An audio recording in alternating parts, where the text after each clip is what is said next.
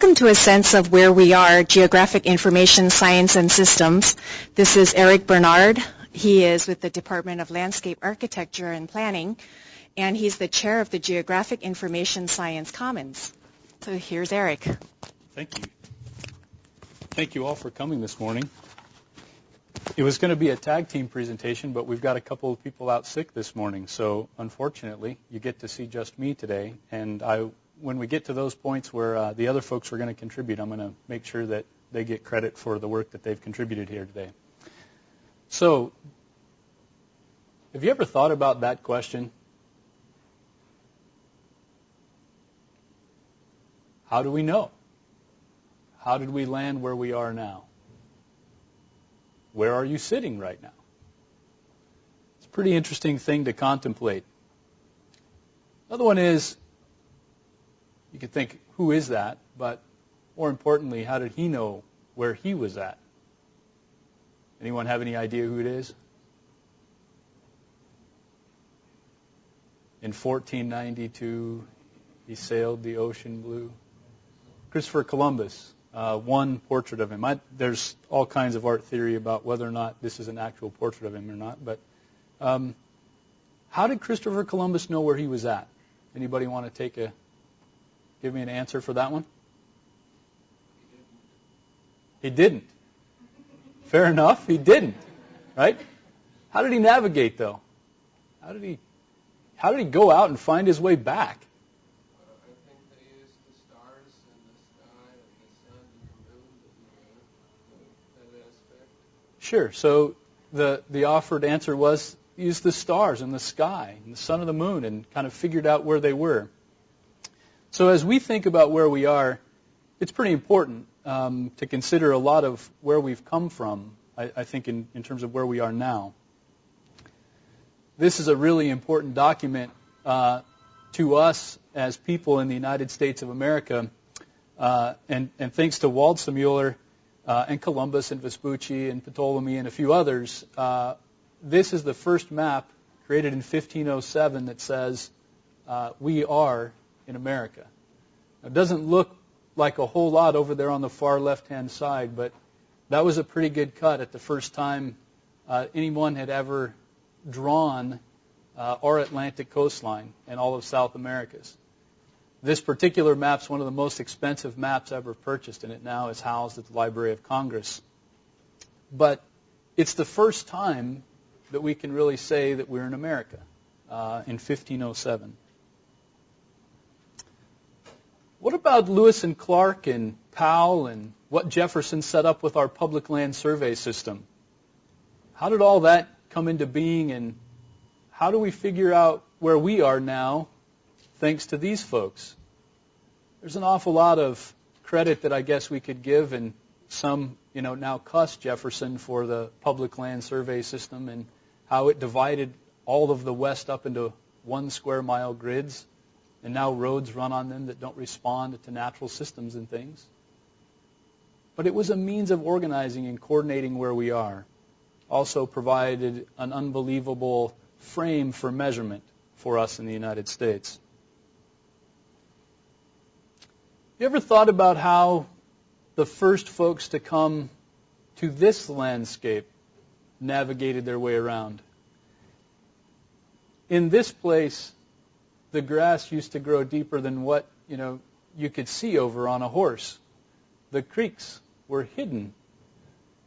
How do you navigate your way around those things if you're in a prairie schooner? Challenging kinds of questions that we have about where we are and how we're going to get to someplace in the future.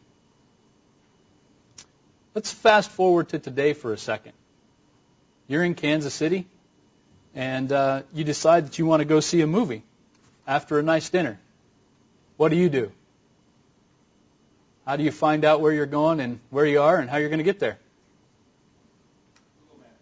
Google Maps, right?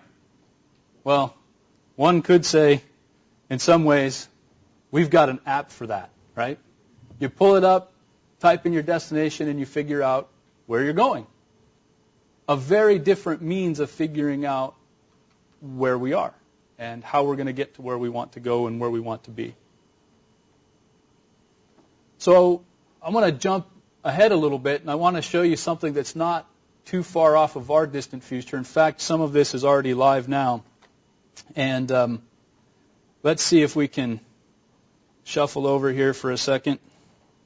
I want to show you this little video clip. About a year and a half ago, Stephen Lawler, who also gave a talk here at FED in 2007 on virtual Earth, brought me over to become the architect of which is Microsoft's online mapping effort. In the past year and a half, we've been very hard at work on redefining the way maps work online. And we really are seeing this in very different terms from the kind of mapping and direction site that one is used to. So the first thing you might notice about the mapping site is just the fluidity of the zooming and the panning, which, if you're familiar at all with Sea Dragon, that's where it comes from. Mapping is, of course, not just about cartography, it's also about imagery. So as we zoom in beyond a certain level, this resolves into a kind of SimCity-like virtual view at 45 degrees. This can be viewed from any of the cardinal directions to show you the 3D structure of the city, all the facades. Now, we see this space, this three-dimensional environment, as being a canvas on which all sorts of applications can play out. And maps, directions are really just one of them. If you click on this, you'll see some of the ones that we've put out just in the past couple of months since we've launched. So, for example, a couple of days after the disaster in Haiti, we had an earthquake map that showed before and after pictures from the sky. This wonderful one, which I don't have time to show you, is taking hyperlocal blogs in real time and mapping those stories, those entries, to the places that are referred to on the blogs. It's wonderful. But I'm going to show you some more candy sort of stuff. So we see the imagery, of course, not stopping at the sky. These little green bubbles represent photosynths that users have made. I'm not going to dive into them either, but photosynths are integrated into the map. Everything that's cased in blue is an area where we've taken imagery on the ground as well. And so when you fly down from the, thank you. When you fly down to the ground and you see this kind of panoramic imagery, the first thing you might notice is that it's not just a picture. There's just as much three-dimensional understanding of this environment as there is of the three-dimensional city from above. So, if I click on something to get a closer view of it, then the fact that that transition looks as it does is a function of all of that geometry, all of that 3D understanding behind this model. Now, I'll show you a fun app that we've been working on in collaboration with our friends at Flickr. This takes Flickr geo-registered imagery and uses photosynth-like processes to connect that imagery to our imagery. So I'm not sure if that's the one I actually meant to pull up, but notice this is, of course, a popular tourist site. There are lots of photos around here. And these photos were all taken at different times. So this one was taken around 5. So that's the Flickr photo. That's our imagery. So you really see how this kind of crowdsourced imagery is integrating in a very deep way into the map itself. Now, the reason this is interesting, thank you. There are several reasons why this is interesting, and one of them, of course, is time travel. I'm not going to show you some of the wonderful historic imagery in here. There's some with horses and carriages and so on as well. But what's cool about this is that not only is it augmenting this visual representation of the world with things that are coming in from users, but it also is the foundation for augmented reality, and that's something that I'll be showing you more of in just a moment. Now, I just made a transition indoors. That's also interesting. Okay, notice there's now a roof above us. We're inside the Pike Place Market, and this is something that we're able to do with the backpack camera. So we're now not only imaging in the street with this camera on tops of cars, but we're also imaging inside. And from here, we're able to do the same sorts of registration, not only of still images, but also of video. So this is something that we're now going to try for the first time live, and this is really, truly very frightening. Okay. All right, guys, are you there? I'm live. All right, there we go. So these are our friends in Pike Place Market. Remember the lab? Thank you.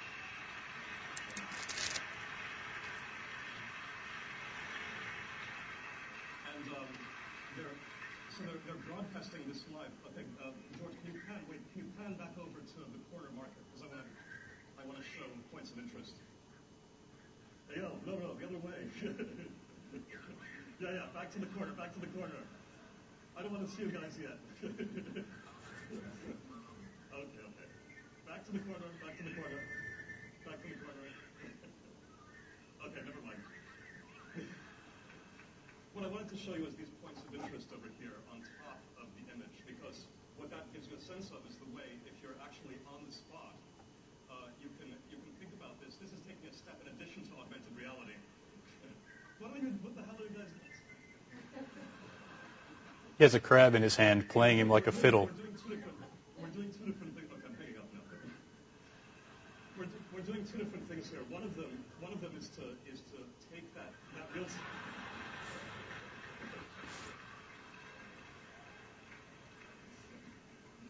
All right, let me just take a moment and thank the team. They've done a fantastic job of putting this together. All right, I'm going to abandon them now and walk back outside. And while I walk outside, I'll just mention that here we're using this for telepresence, but you can equally well use this on the spot for augmented reality. When you use it on the spot, it means that you're able to bring all of that metadata and information about the world to you. So here we're taking the extra step of also broadcasting it. That was being broadcast, by the way, on a 4G network from the market. All right, and now there's one last TED Talk that Microsoft has given in the past several years, and that's Curtis Swan, Worldwide Telescope. So we're going to head over to the dumpsters, where it's traditional after a long day at the market to go out for a break and also stare up at the sky. This is the integration of Worldwide Telescope into our maps. This is the current. Thank you. This is the current time. If we scrub the time, then we can see how the sky will look at different times, and we can get all this very detailed information about different times, different dates. Let's move the moon a little higher in the sky. Maybe change the date. I would like to zoom in on the moon.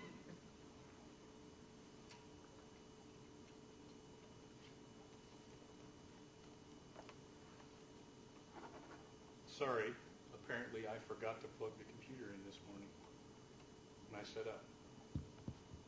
While this is rebooting, I want you to think about a couple of things that we just saw. So live, we just saw folks in Pike Place Market having video clips streamed to a stage in California that were positionally correct in a three-dimensional world. So now we're talking about 4 dimensions. And we could also see all of the blog posts and everything else that stream live with it. And then we could move straight to what our friends Vespucci and Columbus would have liked to have had to figure out how to navigate a little more. If you haven't experienced Worldwide Telescope, boy, it has really set itself off here. If you haven't experienced Worldwide Telescope, I highly encourage you to do that. It's a Microsoft product, but it allows you to actually see all of the collective imagery from NASA and other partners from around the world in correct position in the sky. You could change sensors. You can see every image that the Hubble telescope has ever kind of collected and put out there. They upload about, I think the number is in the neighborhood of 36 terabytes per day of imagery into that system. So it's pretty magnificent, everything that you can actually see and be a part of through Worldwide Telescope. So do you have questions about any of those things while this guy resumes here for a second? Yes, sir. Is that a free program you can download? Absolutely. Everything that I'm going to show you today is either free or available to people at K-State. So most everything that we have access to is free, and you'll be impressed in a second, I think, with some things that have happened in our recent history that allow us to see a lot more than what we ever could before. pardon me for one moment. Are there other questions? Well, Yeah, I have a question. yes. That, some places is kind of private, is that they show everywhere, every form, every detail. So is that kind of open to other people's kind of private one or some secret for the business or something? That's an excellent question. How does this affect our notion of privacy? I don't think anyone has a clear answer on that yet. In fact, if you think about crowdsourced imagery and other things, did Microsoft actually have permission from the guy standing there holding up, the sign to use the image? And the answer to that, I think, would be that they are obtaining the images from places like Flickr. And so all of the imagery that's there, someone has chosen and made a release statement to say that they chose to allow to have that imagery become part of the public domain when they posted it to Flickr in the first place. Now, images that they've collected by driving the car down the street, so to speak, those images, that's an interesting question. And I'm sure that Microsoft has more than a small team of attorneys that are working on that very topic.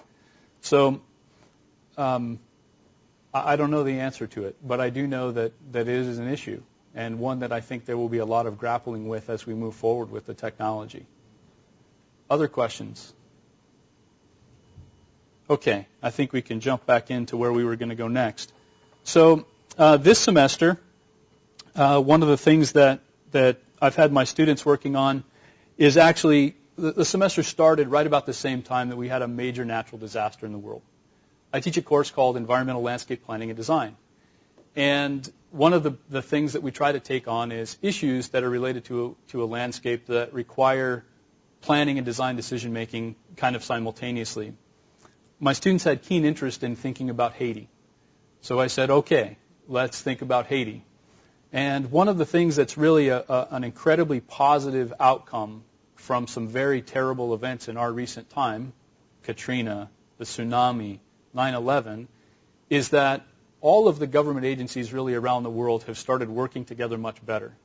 And one of those examples is this particular location called the UN Spider, the United Nations Spider.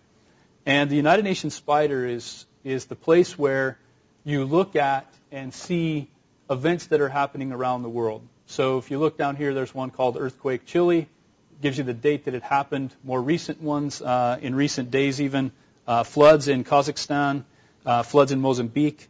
Those are even in the last week and a half, 2 weeks or so, that they're monitoring. Now, one of the interesting things about this is that you see over here on the right-hand side this thing called space aid.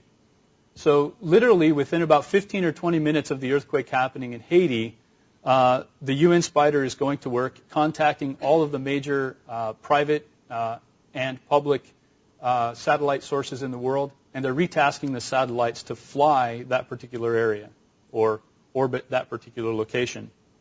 So a benefit is that we can now get that information very, very quickly. When you dive into the UN Spider, you see pretty quickly, and I'm probably going to have to go back out and find my link again here in a second, but you see very quickly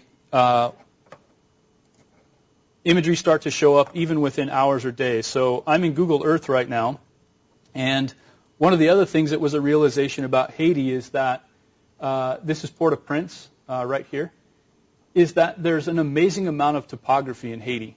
And there's very few places that you can actually cross over in the country, and how people move from one location to another if they have relatives that live someplace else close by. It's not an easy task necessarily to get there, especially with not the best of infrastructures in place.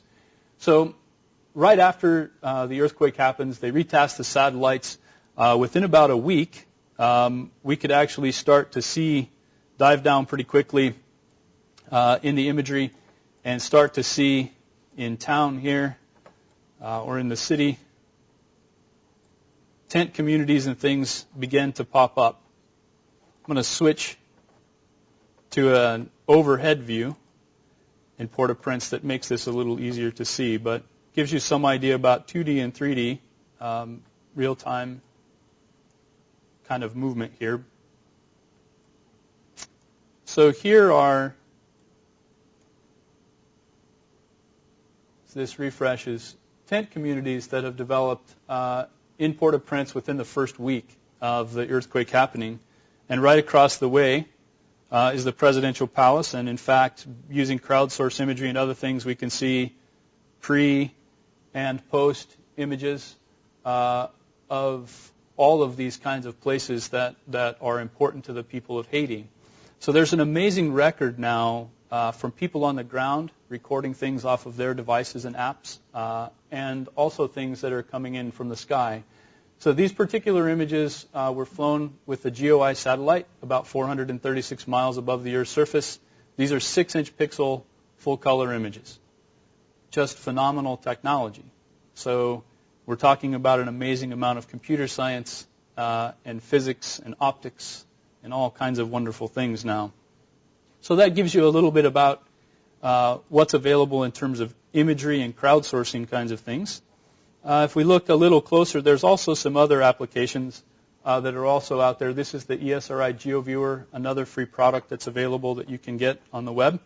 And this is looking at aftershocks.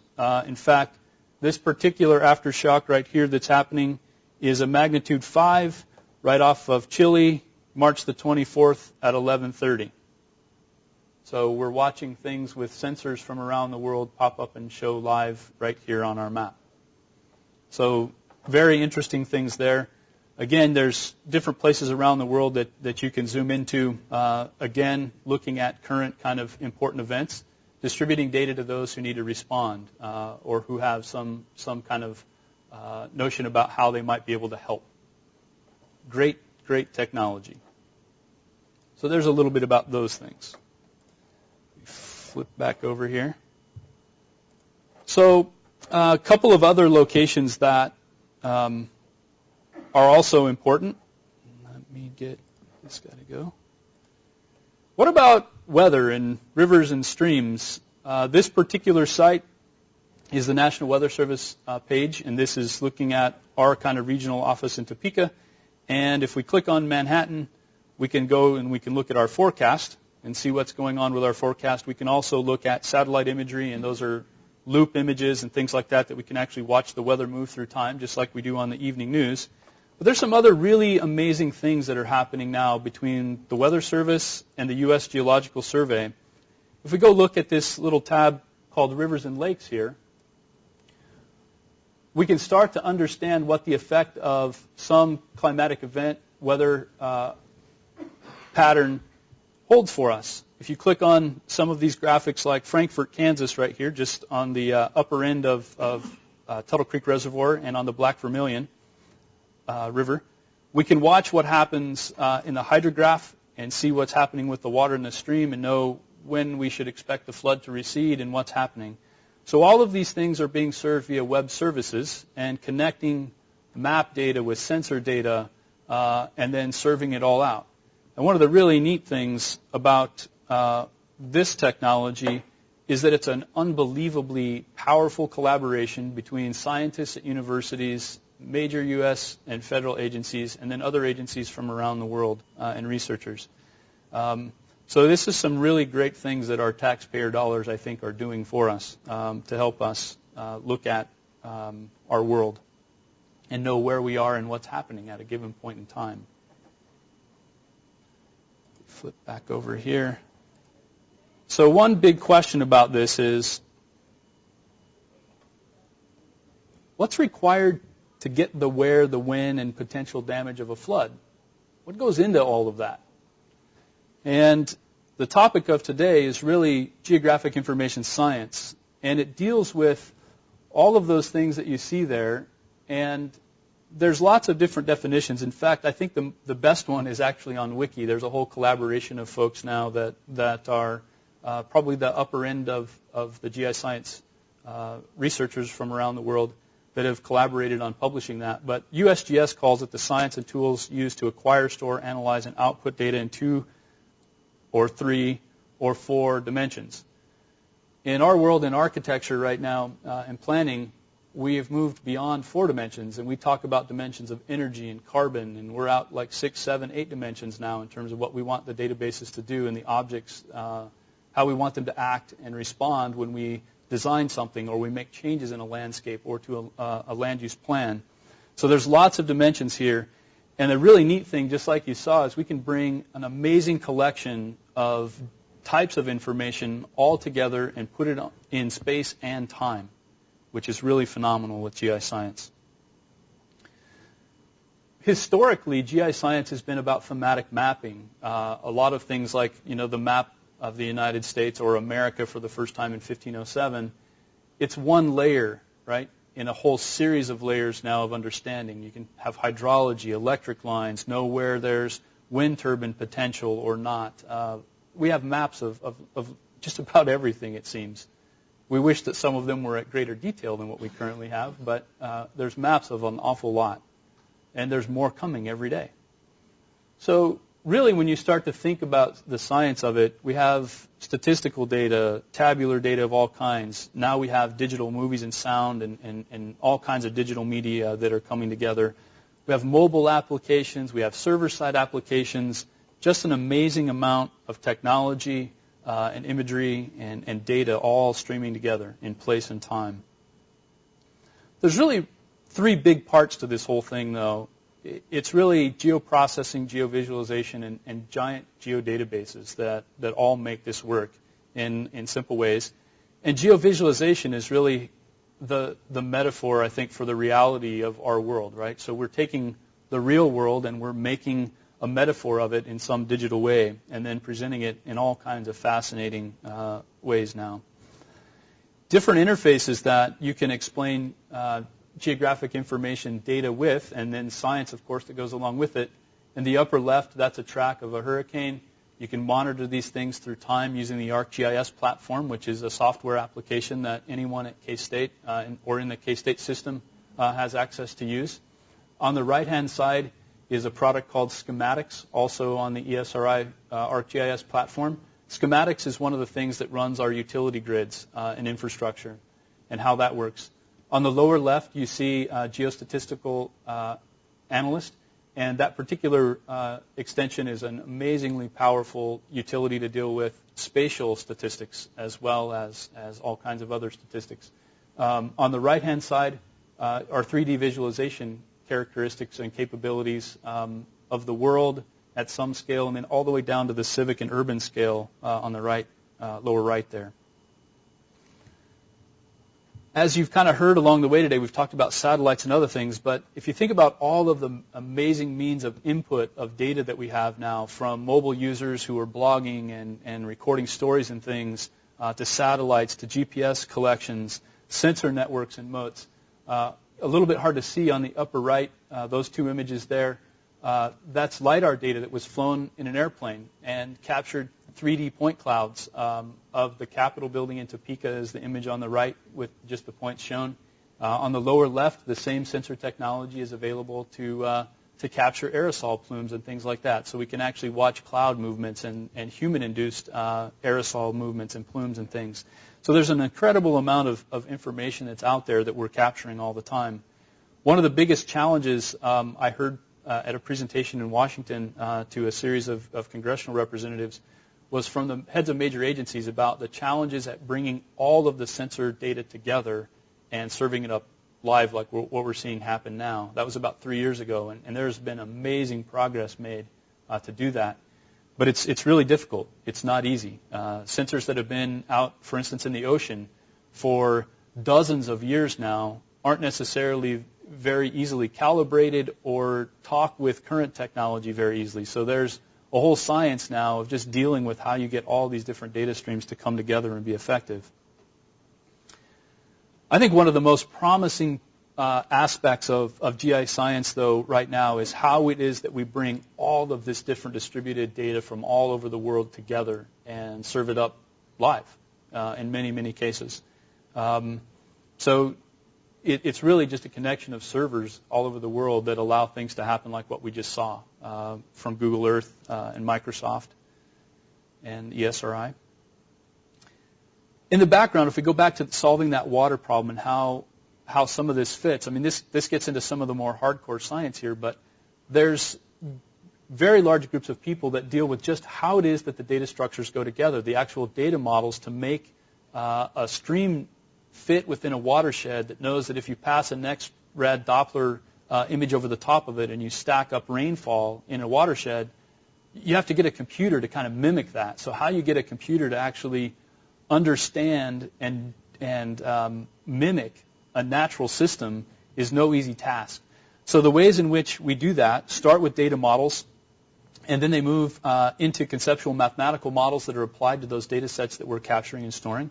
And then we move into data processing models like up on the upper right. A model called map-to-map is one that's actually used to generate those flood prediction services in the background at the Weather Service. It's one of many that they're using now. But there's an awful lot of science there, right? I mean, there's the equations, the concepts that go into the mathematics that take the data that's put together in a standardized way and then be able to tell us something really important. Get out of the way, the flood's coming, right? Or where is it that the most structures have been damaged and we need to respond first in a situation like Haiti? So really important piece of information really that streams in topographically to help those models now is more accurate topographic data. So the sensor technologies that are coming online are much more capable of collecting more accurate information much faster over larger geographic areas. That's really neat science, great things. So down on the lower left there, if you actually look, I'm going to step away from here for a second, I'll point something out. This is actually Manhattan right here. This is the levee. This is a bend in the river just south of town. So this is the Stag Hill kind of area out here. So the river makes the bend around Stag Hill. This cross-section is not too far from Kanza here. And this image down at the bottom shows us different iterations of data. So about 10 years ago, this was the best elevation data that we had. About 5 years ago, this was the best elevation data we have. And about 3 years ago now, this black surface in the background is the best elevation data that we have. So if you want to understand something about where and how much water is in a channel or how much can be stored, you really need to get that more accurate data set. Right now, the state of Kansas has something called the GIS Policy Board, and the Policy Board has been very active in trying to write and come up with a strategy for how the state of Kansas actually acquires that level of data for the entire state. Not an easy task to come up with dollars right now at the state level. It's about an $8 million overflight to collect all the data for the whole state at one time. But it can be used for anything. How you make decisions about where to build new things or not build new things. Looking at flood situations like this, it can really help out an awful lot across the spectrum of our built landscape. So GIScience, a very interesting topic right now that we're all a part of is the census. So one interesting thing with the census is when you start to look at things spatially with the census data, how has the landscape changed through time? So this little animation runs us through the last 100 years and looks at population change. Orange areas, more population. Blue areas, less population.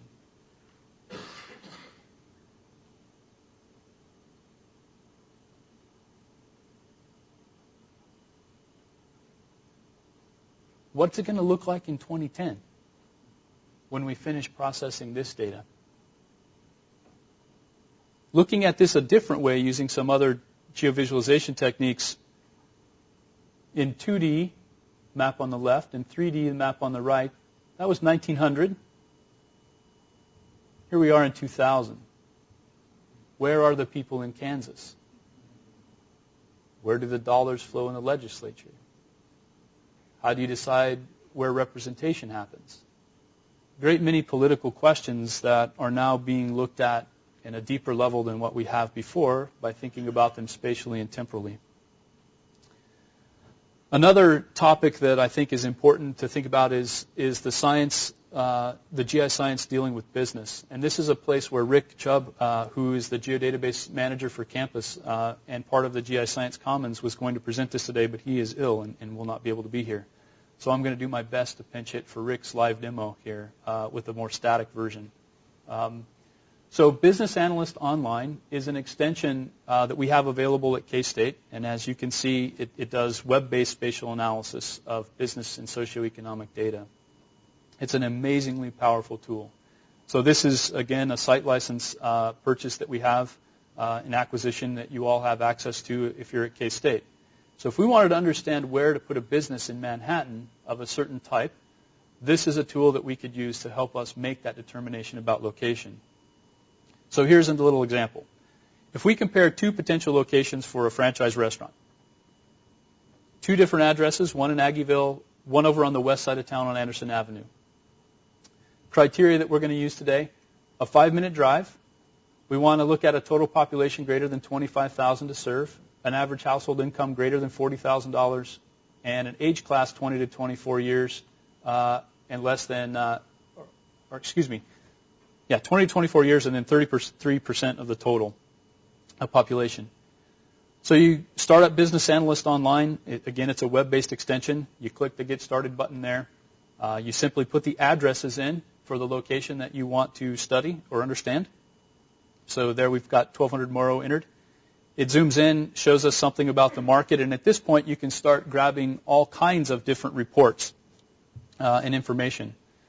If you get in there a little tighter, we're going to put in a second address now, overlap those two different marketplaces, look at those two different populations side by side, and understand where we should put our restaurant, our franchise restaurant.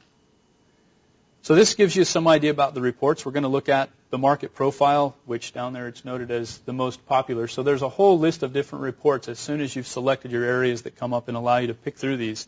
The data comes in a PDF format. There are some reports that we haven't paid the full price for to get that you can purchase as an individual report. So not all of the data that's available is free to us because it's really expensive data to get at. But we do have access to it if you want to purchase something that's not included for free. So the next thing is you set up your comparison charts and reports. Simple little wizard kind of interface there. Here we're going to look at 2009 total population, 2009 household income, 2009 family population data. And what we see on this output graph looks at those things. So the orange bar is per capita income. The green bar is median household income. And then 2009 average household income is the blue bar. So two different locations. The one on the left is Village Plaza out in western Manhattan. The one on the right is Aggieville in central Manhattan. So if we look at the results and we start to compare that, you look at those two things and you notice that we have the right population, the right income bracket, but not the right age cohort out in Village Plaza that we're looking for. The Aggieville location actually has all three that we're looking for. So we could make then the determination about that being the right choice for our site. So Business Analyst Online gives you an amazing amount of information. So this is just a sampling of what you see, and I'm not going to read all those to you, but look at the big titles and then know that we have projected demographics, market potentials, business data on specific businesses, and then tapestry information on market segmentation, traffic counts, and the list goes on and on. But it's very, very detailed, as you can see, by sex profiles, by age profiles, income profiles, etc. So this is really the best of the business data that's out there available to us live via the web now. To get started, it's really easy to go to just gis.ksu.edu. And one of the reasons that it's, I think, better to send you a PDF of this handout is all of these links will be live in that PDF document. So you can simply click on these things and go find the same information, all the video clips and everything that I'm showing you today. It's a little more useful than a handout that you'd have to retype in all these URLs. So hopefully if you didn't get a chance to sign up, please do that before you leave, and I'll send you a PDF this afternoon. So you go to gis.ksu.edu, and down at the lower left-hand corner, there's a link for getting started with ArcGIS software, and it talks about the ability to obtain a student version, a faculty version, or obtain a license for Business Analyst Online. And you click those links, and it's going to take you through a set of steps to sign up for an ESRI global user account. It's just a simple user account. They're not going to collect any information or steal it. They just need to know how many people are using it and that you have a .edu extension from KSU to authenticate you to use it based on our site license agreement. When you get in there, you log in with that ESRI username and password that you've just created, and away you go. One thing that we really, and Rick highlighted here that's really great is just to watch that quick start video. It's actually excellent on helping you get started if you want to use the Business Analyst Online to help you. So a few other resources that I want to talk about and then tie this into research a little bit more. Two major resources that we have at the federal government level are the National Map and the National Atlas. On the left-hand side is the National Atlas. On the right-hand side is the National Map. Difference between the two. Left-hand side National Atlas has a lot more information about the social system data, so socioeconomic things, the census data, those kinds of things. The National Map on the right has more natural system-oriented data in it. They both share back and forth, but they're set up really for two different purposes as a whole. Really great things, though. My son and daughter really love the National Atlas an awful lot. They get in there and zoom around and play. They use Google Earth all the time and look at things, and they're 4 and 8. So if they can do it, practically anybody can. There's also a really great little link. How many of you go to the lake, any lake around here, reservoir, few people? What's one of the things that you see on the signs when you enter now, when you enter the lake, that you're supposed to pay attention and look out for and not take home with you? Zebra mussels, exactly, right? So actually on the national map, the National Atlas, they have a series of, they have a series of dynamic maps that are out there that are animated kind of clips, and we can actually go to this little, there we go, animated clip here, and we can start to watch zebra mussels start to move across the United States from the upper Midwest and the Great Lakes area and eventually land in even our area in Kansas. There they are for the first time. There on the left. So lots of different dynamic maps that they have available out here to take a look at. They're a lot of fun, actually. You can watch, the whole geologic kind of formation of the United States on there, which is a pretty neat one. But that one's, kind of local relevance to us, so I thought I would show it.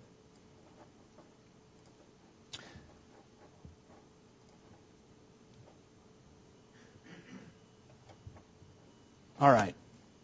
Next up, we also have data at the Kansas scale. So beyond just national level data sets that you can grab and download and deal with, we also have them local level. So state level first, we'll talk about those. This is called DASC, or the Kansas Geospatial Community Commons. DASC stands for the Data Access and Support Center for the state of Kansas. It's kansasgis.org. And at DASC, you get a startup screen that looks like the one presented here. And on the lower left, you see kind of an inset there that has a subject heading, and you can get data about administrative boundaries of all things, cadastral data. That's the parcel database for the state that looks at taxation parcels and things. Critical infrastructure and structures. That's schools and roads and hospital and bridges and things like that. Elevation data, environmental resource data like gap analysis data in biology, and land use, land cover change information as our landscape has changed. Lots of imagery and raster data, air photos. There's also a program called the National Ag Imaging Program that collects 1 meter pixel color imagery. We have a record of that starting in 2005. So we have 2005, 6. We skipped 7, and we have 8, and we're going to have 10 flown again this year. That's a really great resource to look at. That covers our whole state. By the way, Google Earth sometimes, how many of you have used Google Earth? Quite a few of you. When you zoom outside of Manhattan, it gets a little fuzzy, doesn't it? There's not a lot of data there. If you switch platforms and you go over to Bing Maps actually incorporates, and that's the Microsoft Virtual Earth product that's now called Bing Maps.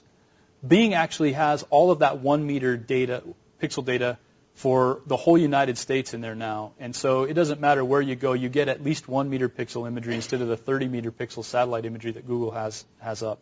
And then again, when you dive into downtown areas and things, they have much, much higher resolution imagery, all the way down to 3-inch pixel data in many cities. So on the far right window, you also have the ability to make maps using any of the data that the Data Access and Support Center has available on your own. You can print those things off and save them and things from that resource. Locally, I don't know how many of you have ever gone to our local GIS repository, and I must pause and say a word of thanks to the late John Cowan, who was our GIS director for Riley County, who passed away just in the last couple of weeks.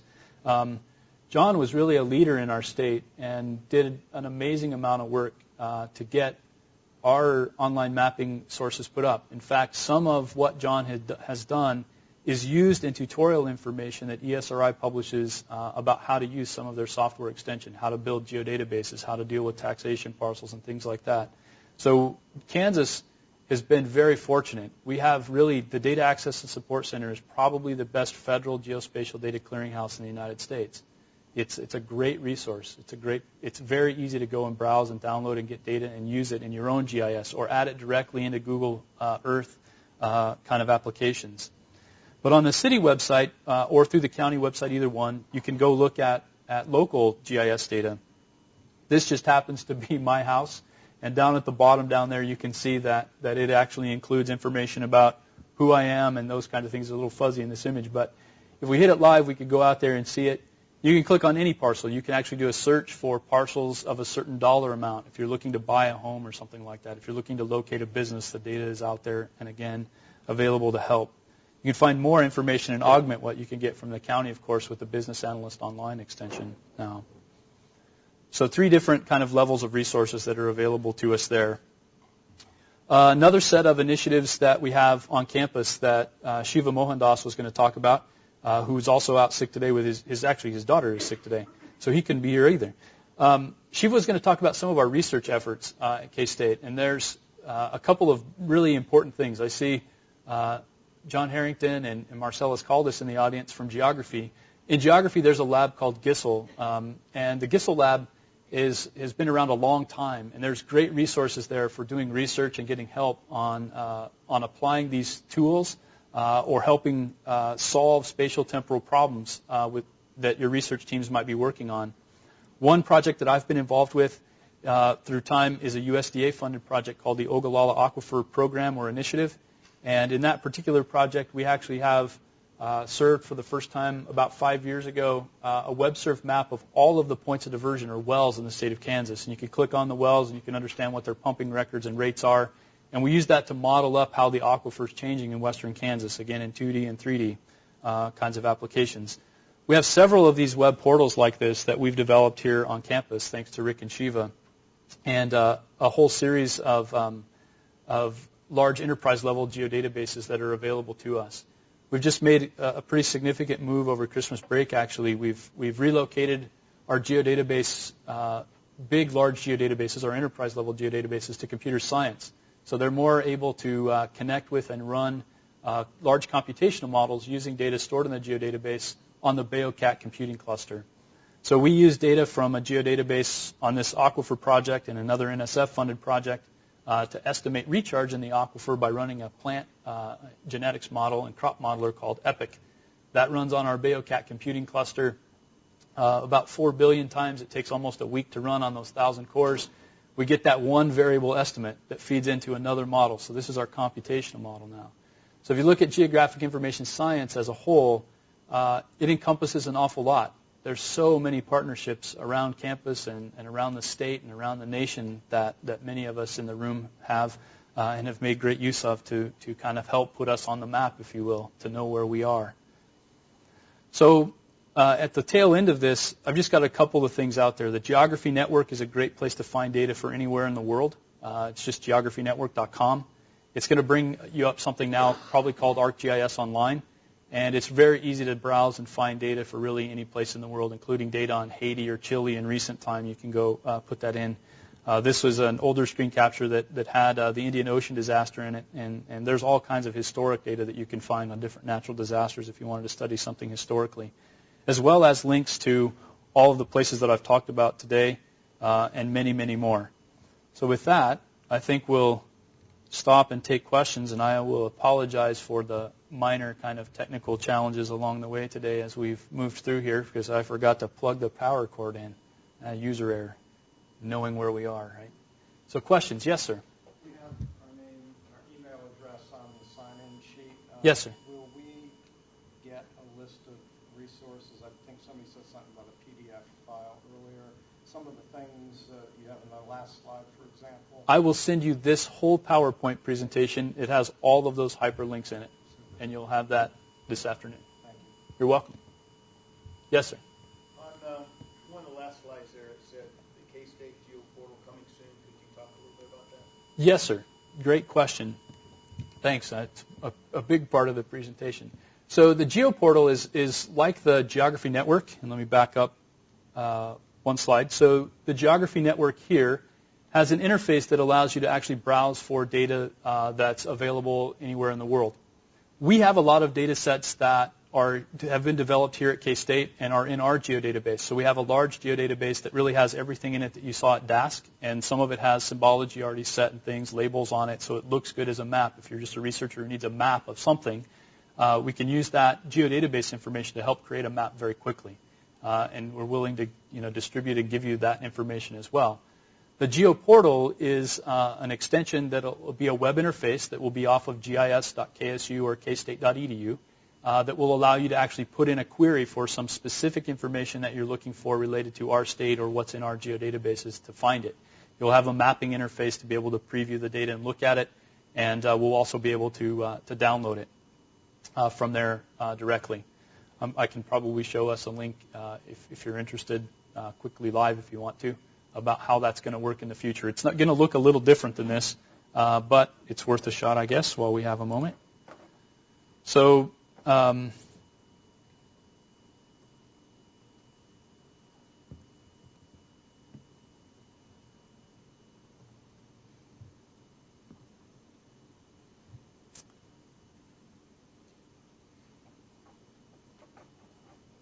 this will take a second to wake the server up. So where we're going now is a project funded by both USDA and the National Science Foundation, and we're in the process of changing up the interface so that we get credit to those folks on there on the projects that have funded this. But this particular website allows people who are working in watersheds around the state of Kansas. There's lots of different RAPS projects and other things going on around the state. The ability to get prepackaged data on a watershed basis or on a county basis that's difficult to get at now with all 246 potential reported variables already preprocessed and in a table for them automatically. So in this tool, again, this will be kind of like the portal interface in the future. This will be the web map interface.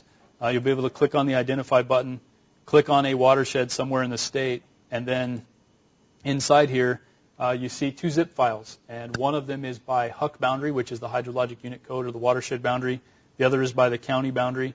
And as soon as you click that, it'll download a zip file to your computer. You unzip the file, and it's ready to go in ArcGIS with all 250 almost potential values in it. It speeds up the watershed modeling process. This thing takes, if you were going to do that all by yourself, this is about a week's worth of time to process all those different reports and get it all put together and served up.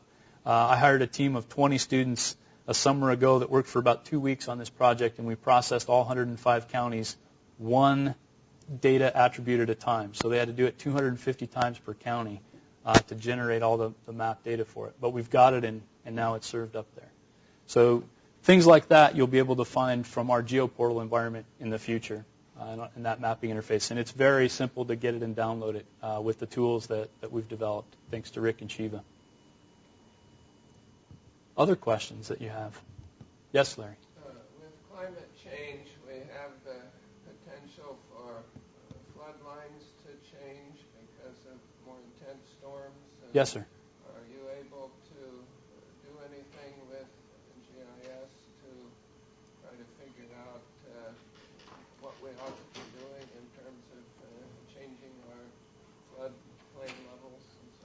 Yes. In fact, those models that I showed you using the ArcHydro data extension, the fact that they're based and calibrated on NexRad Doppler rainfall estimates, we kind of know what the historic pattern has been and how much water has fallen in certain watersheds at certain times that have generated certain kinds of flood events.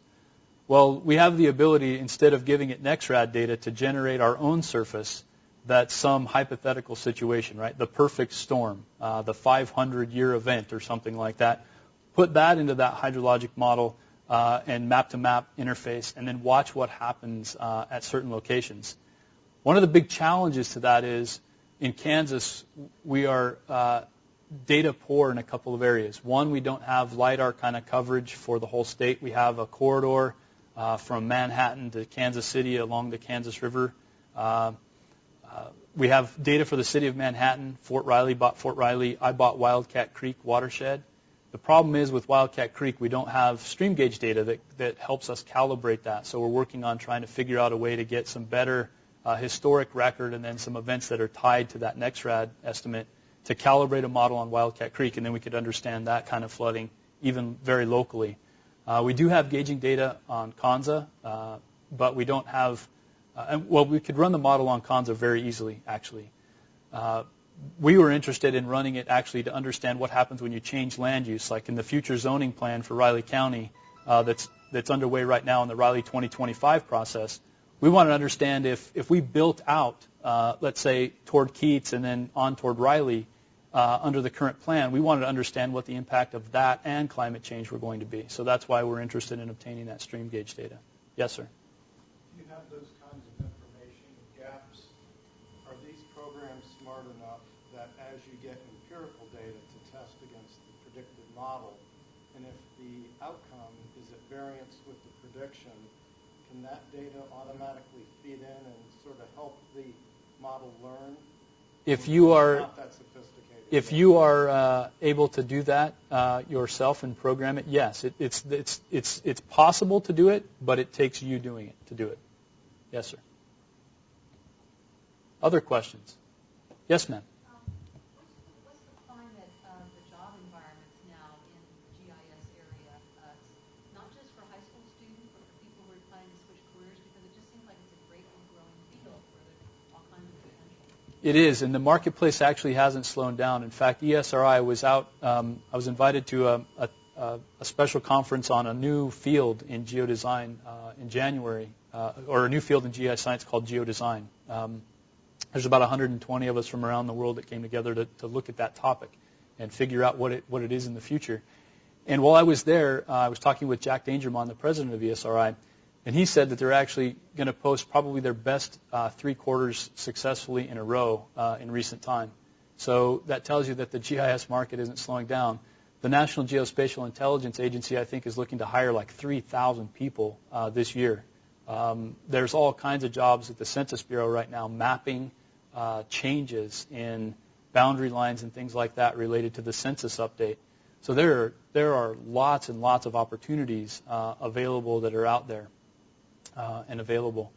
So I would say the prospects are excellent. In fact, there's the Department of Commerce and others have said it's one of the hottest job marketplaces that we have to offer. It's in the top 3 to 5, no matter whose data you look at for that. Good question.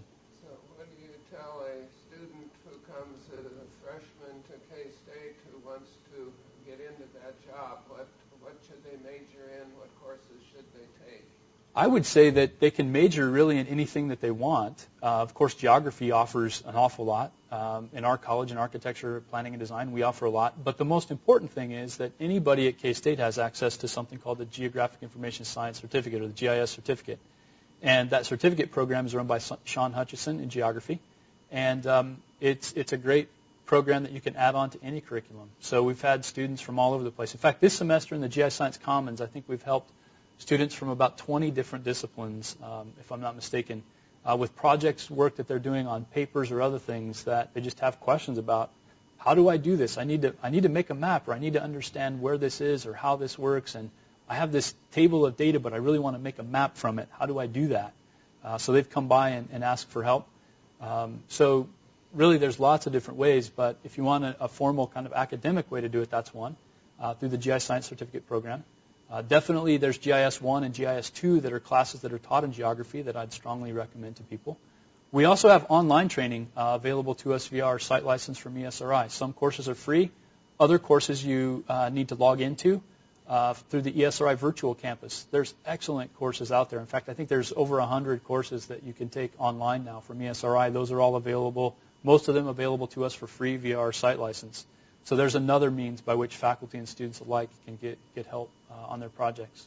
Another good question. Thank you. Yes, Sean. How well is the world mapped? I mean, I think the U.S. is studied in a huge way, and there's always information gathering. But if you were to look at the whole globe and say, okay, here's this country, these are the layers of information we do or don't have, how well is the rest of the world mapped? That's an excellent question. I think, John, don't you have a project mapping Africa right now, or you've been working on something like that? I would mention two data resources. The UN Environmental Program has a good portal for global scale data. Yes. And then also the FAO site for agricultural related data sets and so on. You bet. I guess another answer to the question would be that, Haiti wasn't mapped all that well, but as soon as we had a major event, the satellites were retasked within 15 minutes, and they have better imagery in Haiti than we have for a lot of places in Kansas now. So, the answer to the question, I guess, is it depends on where you are and what's happened in recent history to have more information generated or created. But it's growing every day. Know that for certain. Yes, ma'am. With the economy changes in the last couple of years, has there become an increasing awareness of the possibility of tapping into GIS science things for trying to get a broad overview and a better understanding of what's going on, socioeconomic, political, where the money is and where it's not where it needs to be? Yes. Those kinds of things have been looked at for a really long time. One of the hardest parts of that in recent time, though, is that, and this is coming from the intelligence community, there's challenges with taking all the crowdsourced image and all of the information that's available that might have been in a newspaper before is now not in a newspaper anymore. It's on a blog or in some different form in some different media. So how it is that we start to take that information in to understand how trends are changing and things are shaping up is really a critical task, I think, for lots of researchers to take on. But the mapping of all those kinds of changes is happening at the UN, at the World Bank, of course, in our country for certain, and around the world. The EU has a very aggressive kind of mapping program going on. Many of the old Eastern Bloc countries have hired Microsoft and their companies that do remote sensing collection now and producing of products that generate three-dimensional models of cities and things. Microsoft is flying, I think, about 80% of the EU and building three-dimensional models of those cities so that they can become more competitive in the marketplace against China, for instance, as something that they've invested in recent days and weeks, months, years. Other questions? Larry? What about the subsurface? We have oil and gas and coal and minerals and ocean sites, and we have petroleum under the Gulf of Mexico, for example. Right. Is that all mapped pretty well and publicly available? It depends on, publicly available is probably the biggest question with a lot of that data. There's an awful lot of it out there. In Kansas, I must tell you, we have really some great water policy, and we have probably the best set of data in the world for looking at our subsurface resources. That's a great thanks to the Kansas Geological Survey and some really forward-thinking policymakers long ago that enable us to really do better models of groundwater resources and other things that other people just don't have the data to even begin to do. So we're really fortunate in that way in our state of Kansas. Beyond Kansas, it's very different. I mean, you step over the border into Oklahoma or Texas or New Mexico or Colorado, they don't have anywhere near the data resources that we have simply because of the policy that was put in place, and then having their own geological survey like we do in Kansas is a big help. But yes, there are vast resources of data about subsurface and subterranean information. Google Earth actually launched a thing not long ago where you can actually get under the surface of the ocean now and go underneath and look at the subterranean floor of the ocean. So you can get down into the big trenches and things like that and zoom around. That's pretty fascinating. That's, of course, a free data set. One more in the back. Yes? Okay, so because this is such in-depth, information-rich data, how is it stored? I mean, and how do those systems, in a very broad sense for a lay audience, how does that even work? Because it's hard enough to even manage very small images. Yes. So I'll give you an example based on this semester. So my students that are working in Haiti this semester have downloaded that GeoEye data for Port-au-Prince area. The tiles that we have collected right now, there's about 12,000 images. Those 12,000 images unzipped and ready to go equal about 228 gigabytes of data in one location.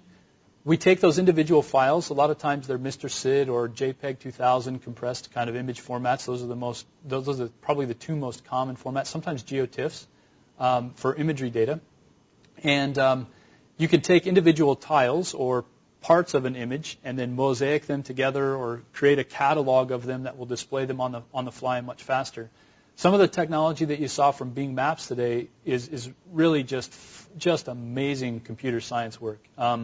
What they're doing with imagery is instead of trying to show you or push the whole image to you, they're only taking the information that's coming from your device in the request saying, we have this screen resolution that we need to see something on, and we're only going to ship you that number of pixels at that resolution and let you look at them. That's how come they can do it so fast now.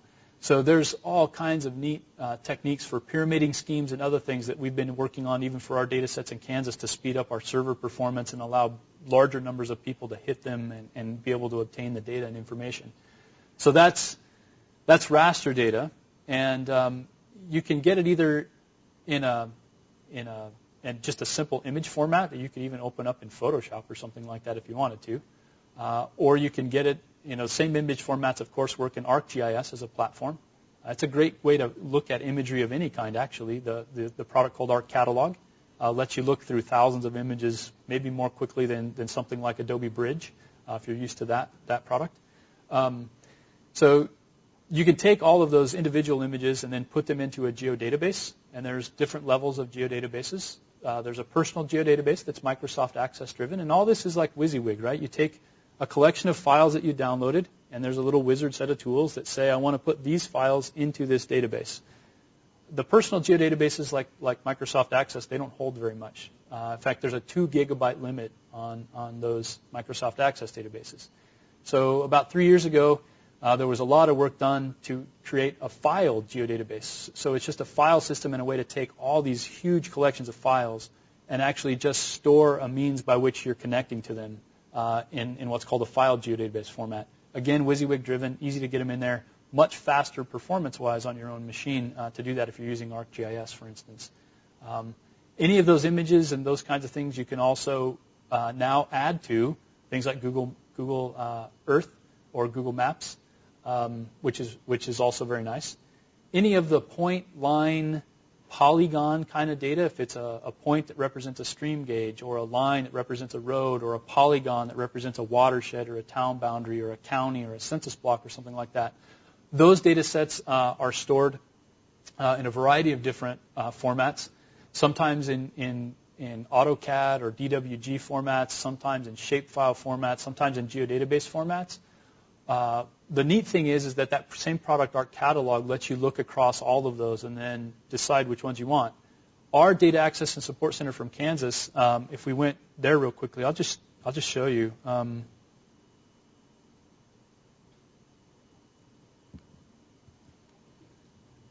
If we go to Browse and Download Data, I might get a pop-up blocker message here in a second. I don't know if this machine's got it set up or not, but let's say we want to look at administrative boundaries, and there's everything from Department of Ag things, judicial districts, city local boundaries, extension offices. Here's one. So if we want to look at extension office districts in Kansas, we can go in here and zoom up.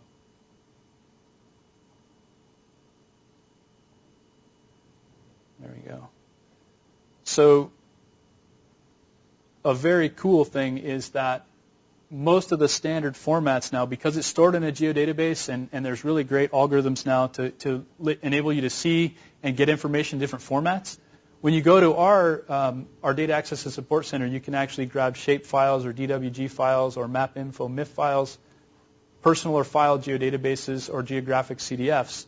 Those are kind of the big standard kind of GIS formats for data. Or you can just add these things as a service to via ArcIMS image services or OpenGIS web mapping services to a map document inside of ArcGIS, or ArcIMS feature services, either way. Or you can just launch it straight into Google Earth if you want, your own free app. So the ways that we're able to get the data and start to use it are really becoming much, much easier to get at. So you can just click on these things and add them as a service to a map document that you already have open, or Google Earth or something like that. That's maybe more explanation that you wanted, but hopefully, is that at a low enough level, or do I need to go lower than that? Okay. Does that help others in the room figure out more about formats and things? If you have questions, feel free to email me. My email address, which is on a slide, unfortunately, I think that I accidentally axed at the end. It had things about the GIScience certificate. When I was replacing Rick's live presentation with static shots of some of that stuff earlier, I accidentally missed a couple of slides. So I'll add those back in that talk about the GISL, the GIScience certificate, and my email address, which is ebernard@ksu.edu if you have other questions or things and you want to get a hold of me. But it'll be on the same PDF. But that way other people who are watching live can email me since they weren't able to be in the room and sign up. So ebernard@ksu.edu. Final questions? Or Doretha has one. Yes?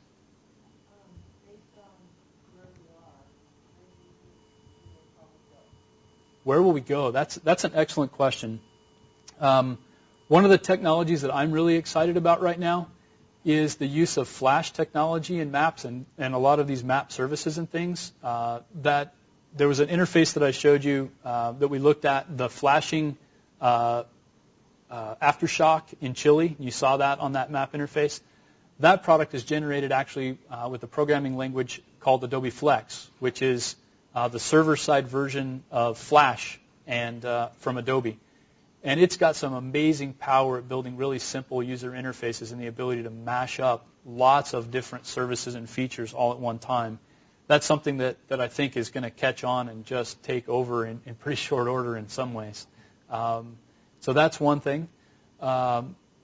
More and more data becoming available at a higher quality and a higher level, and more of these connected collaborative kind of models in the background. There's some folks at Oak Ridge National Lab, Ornell, that have produced a product called TerraGrid.